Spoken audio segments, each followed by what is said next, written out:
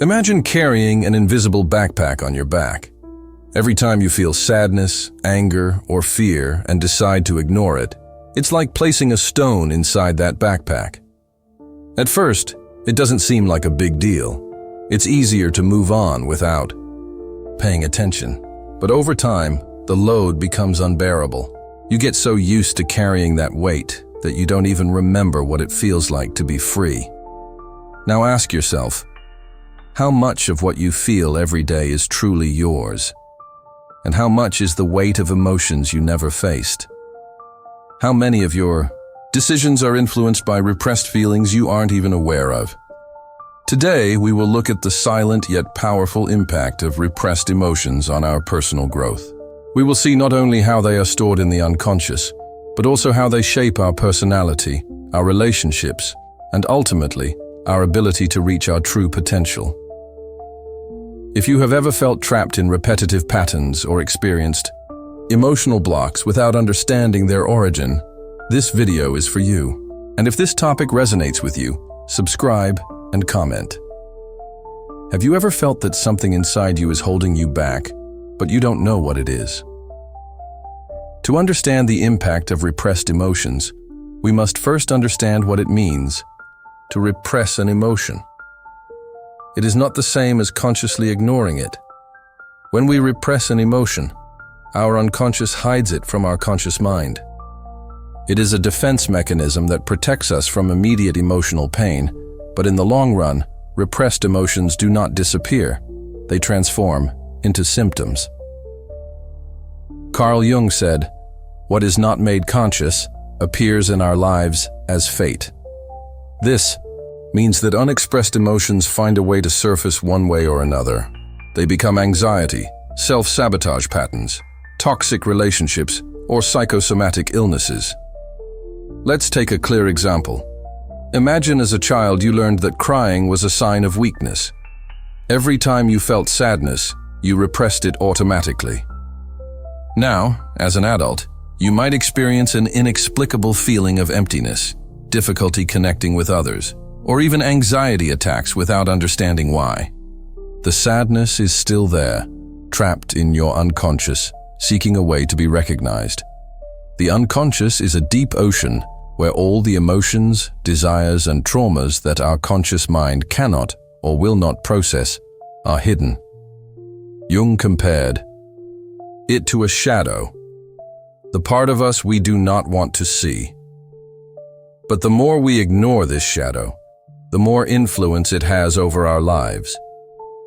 Repressed emotions can manifest in our dreams, slips of the tongue, or exaggerated reactions to everyday situations. For example, someone who has repressed their anger for years may develop a passive-aggressive temperament without even realizing it. Or they may suddenly explode in trivial situations because the accumulated anger needs an outlet. The key to our personal growth is learning to recognize these emotions and give them space to exist. But how can we do this if they have been hidden deep within our psyche for so long? If we want to grow, we must start by asking ourselves, what emotions have I been avoiding? What patterns in my life could be a reflection of unprocessed feelings? In the next part, you will see how these emotions affect not only our minds but also our bodies. Could it be that the physical pains we experience are a manifestation of our emotional world? If this topic has made you reflect, leave us your comment. Have you ever felt that there is something inside you that you cannot name, but that influences your decisions and emotions? Close your eyes for a moment and imagine that every repressed emotion remains inside you, not just as a simple memory, but as constant tension in your body, a knot in your stomach, pressure in your chest, inexplicable pain in your back. Now think, what if these discomforts are not just physical, but messages from your unconscious? Emotions do not disappear just because we ignore them. Instead, they are stored in our muscles, in our breathing, in the way our heart races for no apparent reason. They remain trapped, waiting to be released. Today, we will see how repressed emotions manifest in the body and what we can do to release that hidden burden. The connection between the mind and the body is deeper than we imagine. From depth psychology to psychosomatic medicine, numerous studies have shown that when we repress an emotion, it does not vanish. It becomes a physical symptom. Carl Jung said that what we do not face consciously, the body expresses. Unexplained. Pains, chronic fatigue, digestive problems, recurring migraines. Often the body is sending us signals that something inside us needs to be seen. Let's consider a common example: stress. If you have ever felt tension in your shoulders after a difficult day or a lump in your throat from holding back tears, you have already experienced how emotions become physical symptoms. Now imagine what happens when these tensions accumulate over years. Our unconscious manifests not only in our thoughts and dreams, but also in our physical state. If a person has spent years repressing their anger, their body may reflect it with high blood pressure, jaw tension, or chronic muscle pain. If someone has repressed fear, they may develop anxiety, difficulty breathing, or digestive disorders without apparent medical cause. Jung spoke of the shadow, that part of us we deny, and that when not recognized consciously, finds ways to manifest in our lives. And often it does so through the body. For example, a person who was taught never to express sadness may experience constant pressure in their chest without knowing why. They may not allow themselves to cry, but their body still feels the weight of that blocked emotion. Over time, this unexpressed sadness can transform into anxiety, depressive episodes, or even psychosomatic illnesses. If repressed emotions remain trapped in the body, then the body can also be the key to releasing them. Here are some effective ways to do so. Conscious breathing. Many repressed emotions affect how we breathe. Anxiety, for example, makes us breathe shallowly and rapidly. Practicing deep breathing helps unlock accumulated tensions. Physical movement. Dancing, practicing yoga, walking, or simply stretching consciously helps release emotions trapped in the body. Connection with nature. Immersing your feet in the earth, feeling the sun on your skin, or listening to the sound of water helps us reconnect with our emotions and allows us to feel. Emotional expression. Talking about what we feel, writing in a journal, painting, or even screaming in a safe space can be a way to release what has been contained for years. Your body has memory. Every emotion you did not express, every feeling you blocked, has left a trace on you. But the good news is that you can learn to release that burden, to listen to what your body is telling you, and to give space to those emotions so they stop silently governing you. Imagine that every person you interact with is a mirror. Not just any mirror, but one that reflects not only what you see consciously, but also what you do not want to see in yourself. What if the conflicts that hurt you the most are not actually caused by others, but by repressed emotions seeking to come to light? Emotions that we do not process do not disappear. They seep into our relationships. They become recurring arguments, unexpected distancing, irresistible attractions, or inexplicable rejections. In this part, we will see how repressed emotions shape our relationships and how the unconscious uses others to show us what we have not yet healed. Carl Jung called projection the mechanism by which we attribute to others emotions, desires, or conflicts that actually belong to us. In simple terms, we project onto others what we do not want to recognize in ourselves. For example, if someone has repressed their own aggression, they may find intolerable those who express their anger openly. If someone has denied their vulnerability, they may see sensitive people as weak and feel rejection toward them. Projection occurs unconsciously, which is why it is so difficult to recognize. We believe we are reacting to reality, when in fact, we are fighting against parts of ourselves reflected in others. Many of the emotions we repressed in childhood continue to operate in our adult lives. Unresolved emotional wounds shape our romantic relationships, friendships, and how we interact with the world. Let's take an example. A person who, as a child, never felt good enough for their parents may grow up with an unconscious fear of rejection. Without realizing it, They may develop an excessive need for approval in their relationships, constantly seeking validation and feeling anxious when they do not receive it. Another example, someone who was constantly criticized as a child may develop hypersensitivity to criticism as an adult. They may react with anger or deep shame to any comment perceived as judgment, even if the other person's intention was not that. Every unhealed emotional wound continues to influence our relationships, repeating itself in different scenarios and with different people until we dare to face it. Repressed emotions not only affect us individually, but can also create destructive patterns in our relationships. Here are some examples of how this happens. Fear of abandonment. It can make a person cling too tightly to their partner, or, conversely, avoid commitment to not feel the pain of loss again. Repressed anger. It can manifest as disproportionate outbursts of anger or a passive-aggressive attitude that sabotages relationships without the person realizing it. Unexpressed sadness.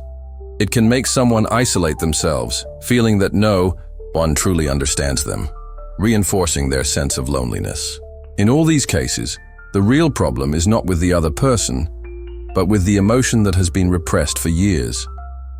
If repressed emotions are affecting our relationships, the solution is not to change others, but to look within and take responsibility for our own wounds. Self-awareness. Observing our emotional reactions with curiosity rather than judgment helps us understand where they really come from. Acceptance. Instead of repressing our emotions, we can learn to feel and process them without fear. Sincere expression. Communicating what we feel honestly and vulnerably strengthens our relationships rather than damaging them. Breaking repetitive patterns. Identifying and changing the unconscious dynamics we have repeated in our relationships allows us to grow and connect with others more authentically. If we pay attention, our relationships show us exactly which parts of ourselves still need healing. Every person who bothers us, every situation that hurts us, every pattern that repeats, all are opportunities to know ourselves better and stop projecting onto others what we need to work on within ourselves. What if all the emotions you have repressed were not your enemies, but essential parts of yourself waiting to be recognized? What if, instead of fighting against them, you learned to integrate them and turn them into a source of personal power? Carl Jung speaks to us about the individuation process, the path to wholeness in which we learn to accept and transform every part of our psyche, including those we have tried to ignore. In this part, we will explore how accepting our repressed emotions liberates us and allows us to live with greater authenticity. Individuation is the process in which a person becomes their most authentic version, differentiating themselves from external conditioning and embracing their own essence. On this journey, we encounter parts of ourselves that have been hidden, desires we denied, emotions we avoided, aspects of our personality we rejected out of fear or shame. Individuation is not about being better, according to external standards, but about being more complete, recognizing and accepting every aspect of our psyche, including what we previously repressed. One of the most important steps in individuation is encountering the shadow, that side of us we repressed because it did not fit the image we wanted to project. The shadow contains emotions that we once considered unacceptable: anger, jealousy, fear, deep sadness. But ignoring them does not make them disappear. It only pushes them into the unconscious, from where they continue to influence our lives. When we do not face our shadow, we project these aspects onto others. That is, we see in others what we do not want to see in ourselves. For example, if someone represses their aggression, they may feel deeply bothered by people who express anger openly. The problem is that what we repress ends up dominating us from the shadows. Facing our shadow does not mean acting impulsively, but recognizing these emotions and learning to manage them consciously. If individuation is the path to wholeness, then integrating our repressed emotions is an essential part of this process. How can we do it? Observe without judging.